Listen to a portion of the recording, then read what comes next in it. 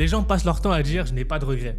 Moi, j'en ai pas. Mais en réalité, si je pouvais remonter le temps, j'aimerais bien parler au moi d'il y a quelques années, quand j'avais 18 ans, et lui dire 9 vérités. Tu l'auras compris, dans cette vidéo, je te parlais des 9 vérités que j'aurais voulu savoir avant mes 18 ans. La première, c'est que, le bac, c'est pas une fin en soi, c'est le commencement de ta vie. En fait, quand on est au lycée, et même quand on est au collège, le bac, c'est un peu le Graal, on devient grand.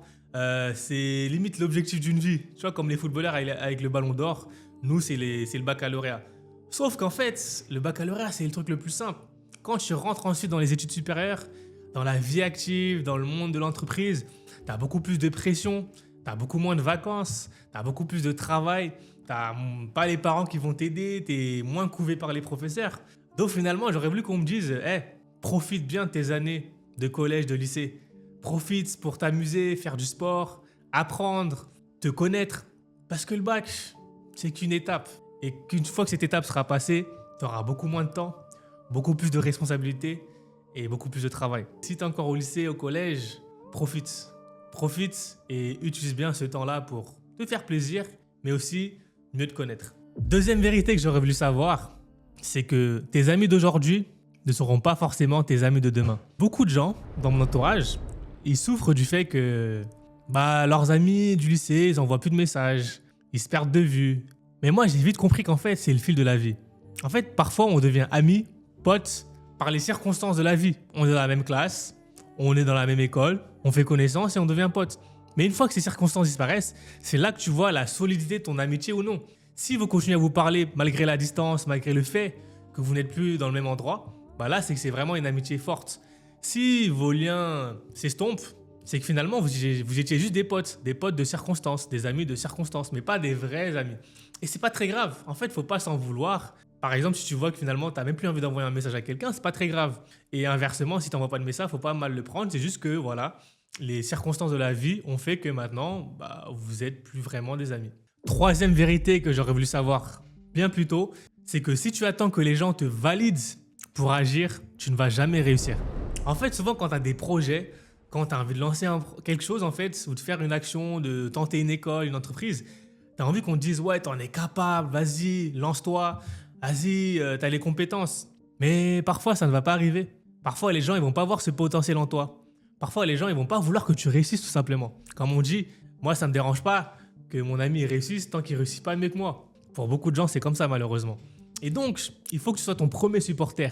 C'est pas aux autres de te valider, c'est pas aux autres de valider tes ambitions et tes rêves. C'est à toi de te dire, voici mes ambitions, voici mes rêves, et je vais me battre pour y arriver. Que les gens me valident ou non, c'est que du bonus. S'ils sont avec moi, tant mieux. S'ils sont pas avec moi, tant pis. En fait, on peut pas contenter tout le monde et on peut pas s'attendre à ce que les gens nous supportent. Souvent, il y a beaucoup de gens pour nous applaudir quand on a réussi, mais peu de gens pour nous soutenir quand on commence, quand on débute. Et donc ça, c'est important à avoir en tête parce que je pense que quand on est jeune, on a tellement été couvé par les professeurs, etc., qu'on a ce besoin d'avoir un mentor, un coach qui nous dit « Ouais, t'es capable d'y arriver ». C'est humain.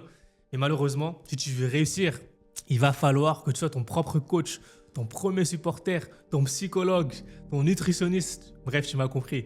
C'est toi, ta première source d'inspiration, ta première source de réussite. Quatrième vérité que j'aurais voulu savoir avant, le talent, c'est surcoté. Mais vraiment surcoté. Tu vois, au lycée, au collège, on a cette image du gars qui ne révise pas, qui a des bonnes notes et limite, on l'envie. Mais en fait, sur le long terme, c'est très mauvais. Parce que le fait de se reposer que sur tes compétences, tes qualités, quand le niveau il va s'élever, tu vas pas avoir cette habitude de sortir de ta zone de confort, de travailler.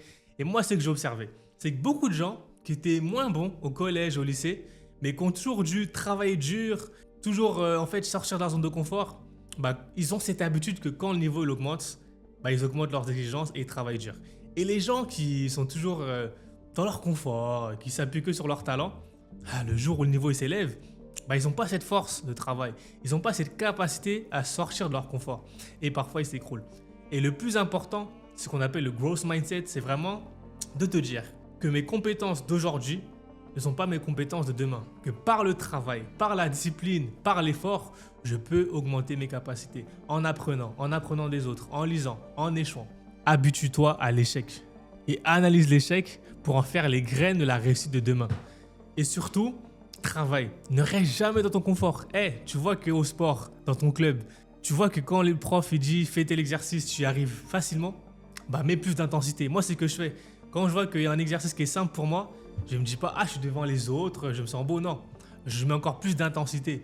Quand je vois qu'en cours, le professeur il dit faut faire ça et j'arrive à avoir 20, bah j'essaie d'aller plus loin, de comprendre comment je peux aller plus en profondeur, de voir les complexités. En fait, il faut toujours que tu cherches l'excellence. L'excellence, c'est ça, c'est aller au-delà des attentes. N'attends pas d'arriver dans le supérieur ou dans le monde de l'entreprise pour avoir ça, parce que tu n'auras pas cette habitude. Il faut vraiment que tu prennes l'habitude de travailler, de faire des efforts, de sortir de ta zone de confort et de dépasser les attentes. La 5e chose que j'aurais voulu savoir avant, c'est que la connaissance commence par la connaissance de soi. En fait, à l'école, on nous parle de l'histoire de la Chine, de l'Algérie, de la France, du Moyen-Âge, de l'Antiquité, des mathématiques, du français, mais personne ne nous parle de nous. Qui sommes-nous? Quand on écrit des articles, quand on écrit des dissertations, on parle toujours au nom de quelqu'un. D'après Bourdieu, d'après Norbert Elias, d'après Kant, etc. Mais on ne parle jamais en notre nom. On doit toujours parler d'après une théorie, d'après un théorème. Et ça, c'est un problème. Parce que tôt ou tard, tu vas devoir faire des choix. Déjà dès le lycée, tes choix d'orientation scolaire, tes choix d'école, puis tes choix de métier. Donc, c'est important très vite de te demander qui tu es. Qu'est-ce que tu veux? Qu'est-ce qui t'anime? Qu'est-ce que tu n'aimes pas? Qu'est-ce que tu aimes? Oblige-toi en fait à toujours te questionner, à dire ok, est-ce que ce cours-là je l'aime? Pourquoi je l'aime? Au contraire, pourquoi je n'aime pas ce cours-là? Qu'est-ce qui me dérange? Pourquoi je m'entends avec telle personne? Pourquoi cette personne-là elle m'inspire? Elle m'inspire parce que j'aime son style de vie, j'aime ses qualités humaines, j'aime ses compétences, j'aimerais lui ressembler, mais sur quel aspect? Donc toujours questionne-toi, parce que la base de la connaissance, c'est la connaissance de soi. Quand j'ai une bonne connaissance de moi-même, je sais où je peux aller et où je ne peux pas aller. Je sais avec qui je peux m'associer et avec qui je ne peux pas m'associer. Je sais quelle opportunité est bonne pour moi et quelle opportunité est mauvaise pour moi. Donc vraiment, travaille ta connaissance de toi-même. 6e vérité que j'aurais voulu savoir bien plus tôt, c'est un peu en lien avec le talent et surcoté. C'est le fait que le confort est ton pire ennemi.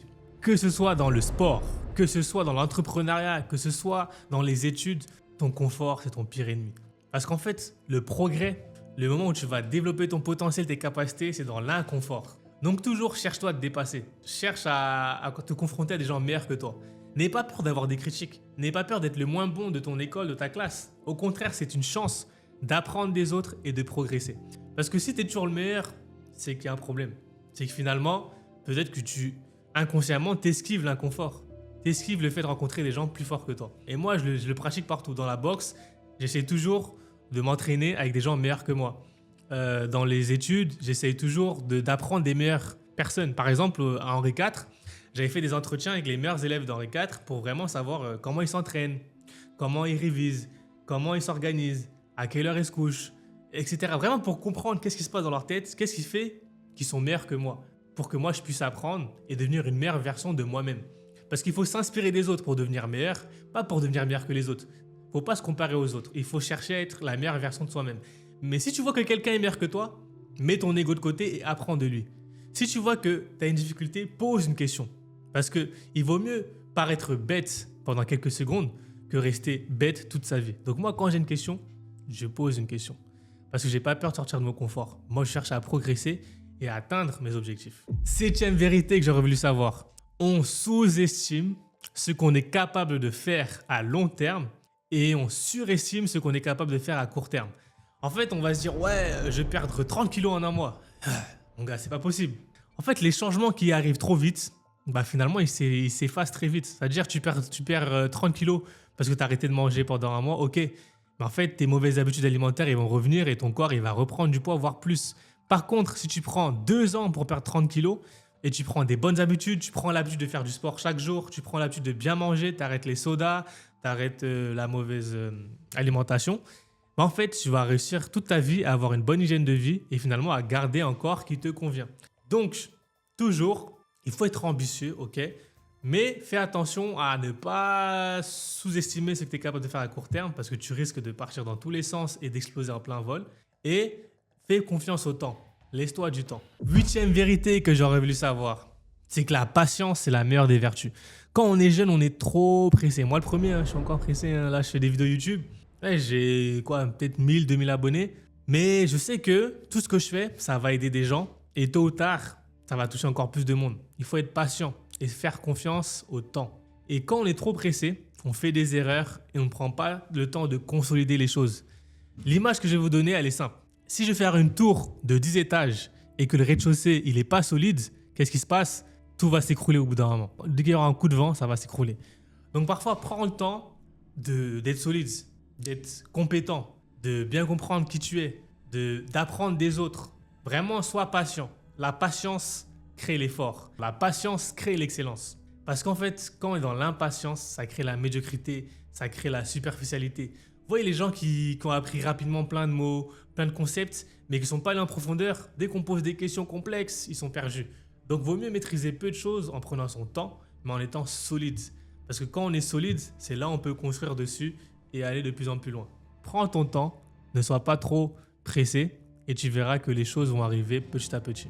Dernière vérité que j'aurais voulu savoir, et je pense que c'est peut-être la plus importante, on n'obtient pas ce que l'on mérite, on obtient ce que l'on demande. Ça, c'est quelque chose que j'ai compris très très tard. C'est en fait dans le monde de l'entreprise.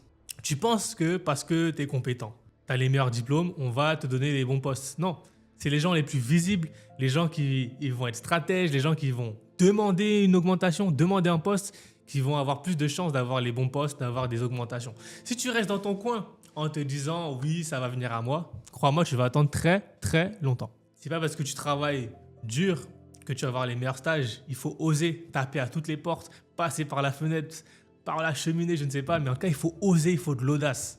Aujourd'hui, surtout avec l'ère des réseaux sociaux, c'est l'audace qui paye. Il faut aller chercher les choses. Il ne faut pas attendre que les gens viennent à toi, que les opportunités viennent à toi.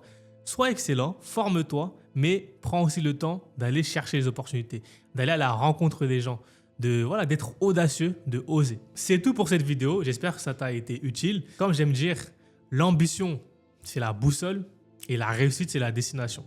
Donc avec toutes ces étapes que je t'ai données, toutes ces vérités que je t'ai données, je pense que si tu prends le temps d'aller en profondeur, tu vas réussir à arriver à destination. Si tu veux aller plus loin sur les sujets de motivation, de discipline, de passage à l'action, si tu as du mal à lancer tes projets, j'ai créé une formation gratuite. J'ai mis les liens en description.